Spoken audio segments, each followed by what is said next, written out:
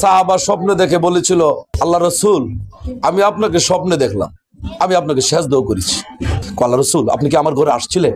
আমি তো আসিনি, তোকে আমি কাকে সেজদা দিলাম? ইবলিশ কোন ইবলিশ তো আমার সুরত ধরতে পারবেন, কাকে দিলাম?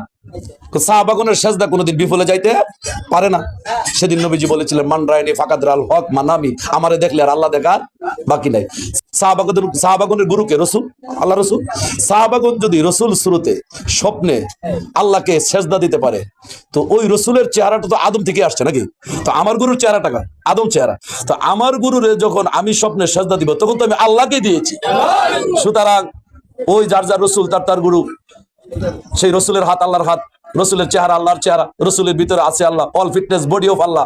সেই সুরতের উপর বিশ্বাস করে সাজদা ভক্তি দিয়ে আমি আমার গুরুর কাছ থেকে, আমার বড় ভাই রাকিবুল ভাই বলছিলেন, কি পাইলাম? আগো কি পাইলাম গো? দেহের ভিতরে ইবলিশ গজ গজ করতেছে, রসুল পাওয়ার পর ইবলিশ চলে গেছে, এর সাথে বড় কিছু দর নাই।